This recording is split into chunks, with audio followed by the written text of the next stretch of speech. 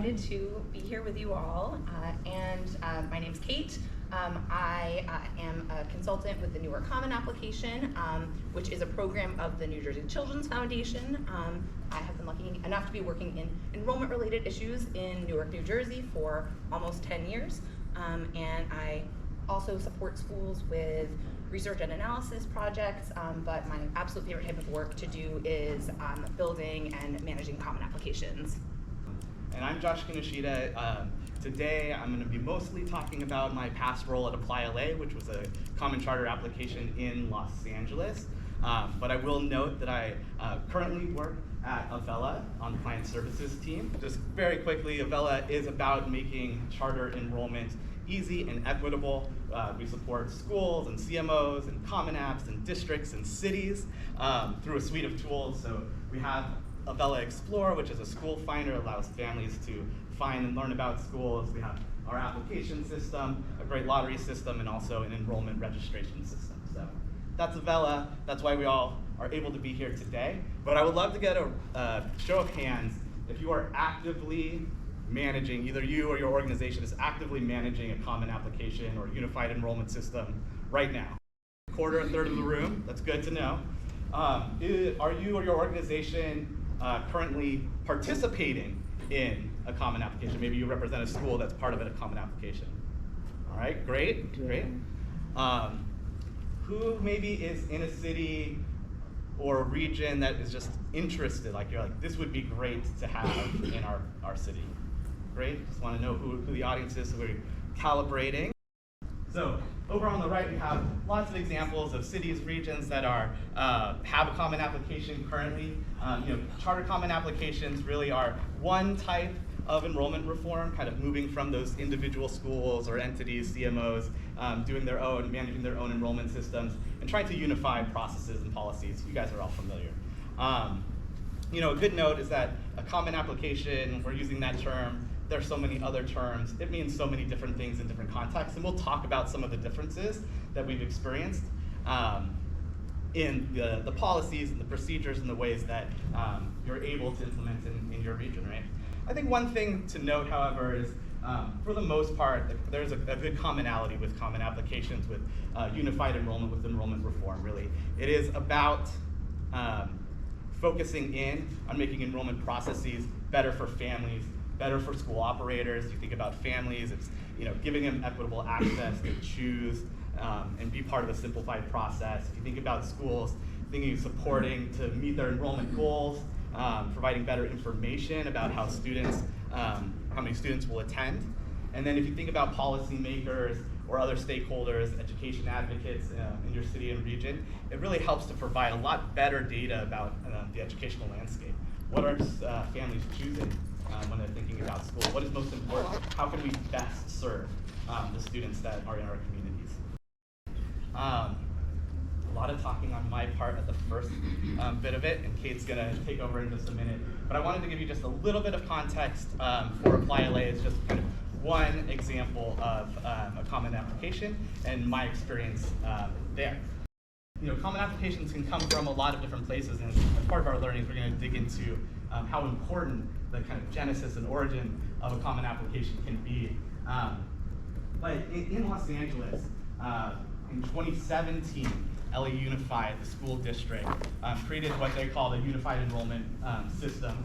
And what it was is it enabled families in LA to better understand the LAUSD provided options, made one website so you can go to a magnet school and a dual language immersion school and have a much simpler application process. As part of founding that, they decided not to include the independent charter schools in the city.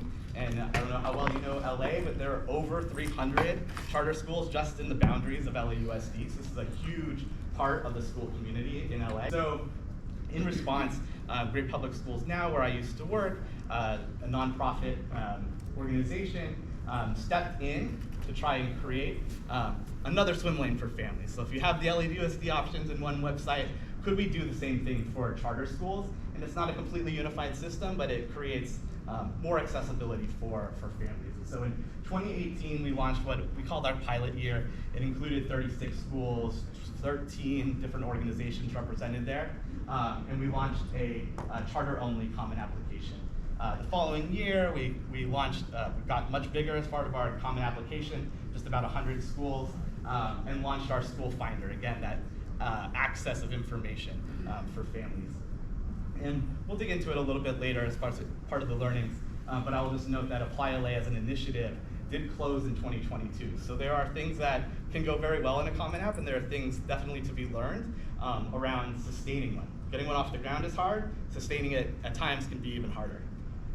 So we'll dig in a little bit more. But just so you have a sense, really was about empowering families, creating that single point for families to be able to learn and get straight to an application process. Being coherent, transparent, and equitable was part of what we really wanted to achieve. And like I already mentioned, we got to just about at 100 schools. There are over 35,000 applications a year. We had tens of thousands of people coming in to utilize our school finder, the application, the website, our phone hotline, our email. So just to give you a kind of a sense of the breadth, how big you can make this work in a really large city. And as promised, I will stop talking and hand it over to Kate to be able to share about her current experience with the Newark Common App. As Josh mentioned, the context and history and how the application came to be, I think is really important to understand. And Newark had a pretty specific context. So most of the charter schools in Newark previously participated in a citywide enrollment system that was run by the district and included the district schools and most charter schools in Newark. And I think that provided some important opportunities. One very specifically was that schools were already primed and interested in being part of a common process and believed in the principles, knew it was possible, and saw that it was helping them manage their enrollment and was better for families. So we had a lot of support. That's an advantage, certainly, that the Newark Common App had. I think, and perhaps more generalizable, the charter schools in Newark were for years, even separate from participating in a common application, meeting to discuss enrollment challenges and issues. And the New Jersey Children's Foundation had acted as a convener and support to raise these issues and help schools kind of frame them as a collective problem. So that history and those years of collaboration, I think was really important for a very solid foundation for something that requires so much trust and so much collaboration as having a common application and lottery, a common enrollment system. The Newark Common App launched when the collaboration, after many years of trying to make it work, when the collaboration with the district became unsustainable and many schools decided it was no longer going to work for their schools. As I mentioned, the foundation had a history of supporting schools and was in a good position to step in and co-create a common enrollment process with Newark charter schools that would then help maintain the benefits of a common process for schools and for parents, and was able to facilitate schools coming together to build this process with NJCF. So just a quick overview of our first year. Launched in December 2022 and included 8 networks with about 43 schools representing 80% of the charter sector in Newark. So we hope to continue to grow that, but had, I think, very strong school participation in year 1. It was important to us that the application be open to and informed by schools of all size. So we have the largest network of over 6,000 and the smallest school of 100 students participating. The way our process works is that Newark families apply on one application for all of the participating schools, and students are then matched through a common lottery to their top choice school that has space available. So we not only have a common application, we have a common lottery and matching process that is available throughout the year for Newark parents. And we partnered with Avella to develop our platform to manage both the application and the lottery. So they've been a very important partner for us. Early on, it was critical for the Common App team and the participating schools to align on our priorities and goals. And I think most importantly, making sure that families had a positive experience and felt supported through the process was kind of a #1 shared priority of all participating schools. We wanted to make sure that the application was easy for families to use, that we were removing barriers to accessing schools of their choice, that all parents had access, and that parents could talk to a human to get their individual questions answered when they needed to, so they would be supported through the process. And even though we had a very small team, we were able to kind of prioritize and collaborate with all the participating schools to achieve that. It was also critical to support equitable enrollment through this process, so the lottery includes priorities for students who receive special education services, English language learning services, free lunch, and students who are currently experiencing homelessness or displacement. So including those priorities was a shared goal of the Common App team and all of the participating schools. And then we also focused on what was really important to help and support schools operationally. So one, certainly filling seats, making sure that through participating in this process, schools were able to meet their enrollment goals. So we certainly focused, especially in year 1, on outreach, marketing, getting the word out in as many ways as possible. And then we also implemented a common lottery because it was important to schools not only to fill their seats, but to do so in a way that was more efficient. So through a common lottery, students are matched to the top choice that has space available, so more students who get that offer are likely to attend. So it also helps with predictability and stability of enrollment, in addition to supporting schools in meeting their enrollment targets. And then really, really importantly, schools are co-owners of the system. They contribute in every way. Every decision that's in our MOU was based on what schools wanted to see in that MOU, was based on what the majority of schools decided was important to include. All of the policies are entirely school-driven, and schools also contribute financially to the system. They do pay a per-student fee to participate, which goes a long way in supporting sustainability, and also really speaks to their ownership and leadership as part of the system in co-owners and creators of it. That's what I wanted to know. As I mentioned, this is our first year, but we are excited about the kind of early successes that we've had. We've had over 5,000 students apply so far this year, and overall, schools are projected to meet their enrollment goals by the fall. We also have had a lot of families matched to schools of their choice. So 73% of students were matched to their top choice school. And for elementary school students, especially kindergartners, this was even higher. Almost everyone was getting their first choice through the process.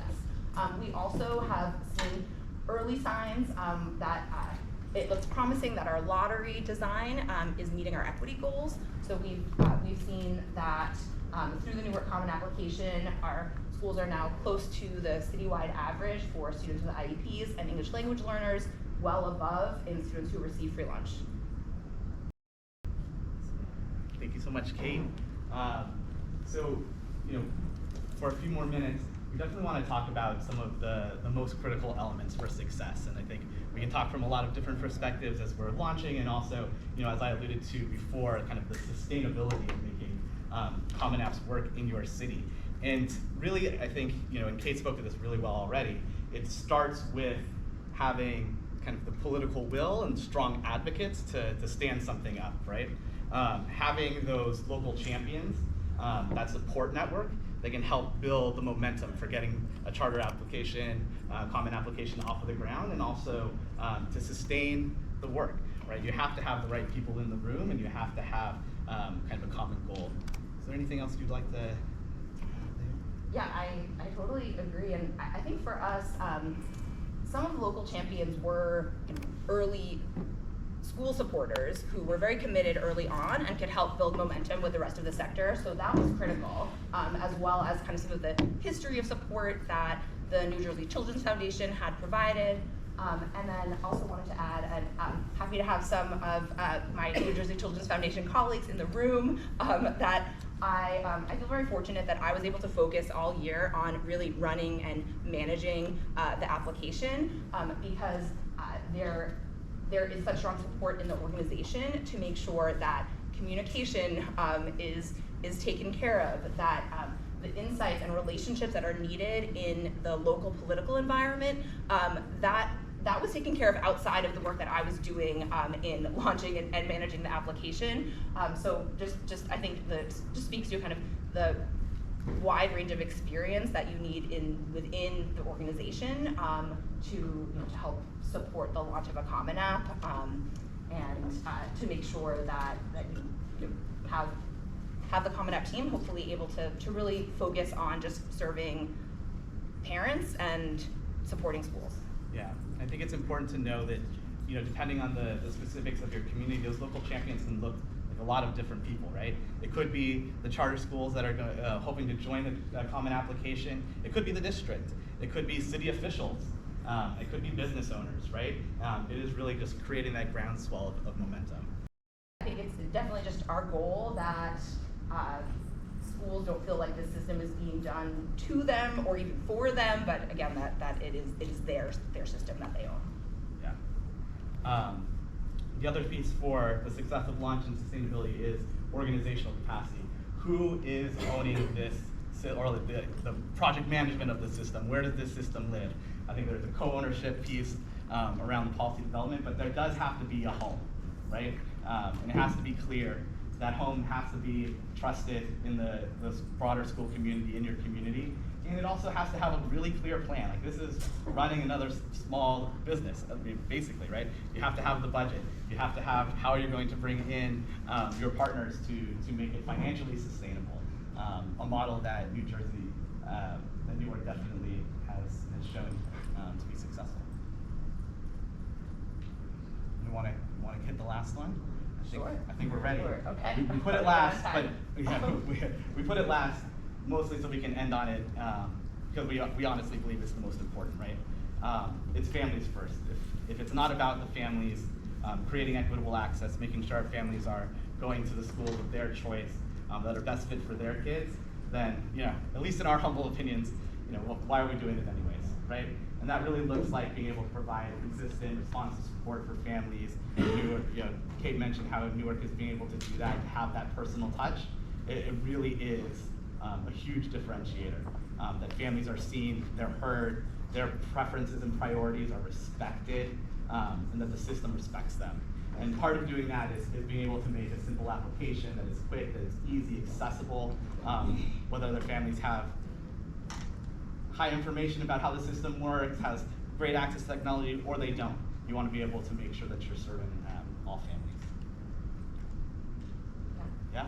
Absolutely. Yeah, I think the only thing I would add there is that I think we it prioritized making sure that families can get support in multiple ways, and as part of that co-ownership with schools, schools are kind of the first line for supporting families. So we want any parent who's interested in one of the participating schools to be able to walk into a participating school and get consistent information as if they contacted us directly, and essentially make sure that because we have a small team, we're not the only people responsible for and making sure that families get the information and support that they need when they need it. And yeah, just can't underscore enough how crucial just prioritizing the family experiences to making sure that the Common Application is successful. We are just a couple minutes over time, so we'll keep to our schedule. We would absolutely love to talk to you. If you have questions about our past experience, if you're on the journey, if you're in the middle of the journey, we're going to stick around in the room, or if they kick us out, we'll stick around right outside. The other great resource in this room is each other. We had you raise your hands because you're all in different paths and processes, and hopefully you guys will mingle a little bit, and you can learn about what some of other cities are doing. And so just thank you so much for your time, your attention. I really appreciate you.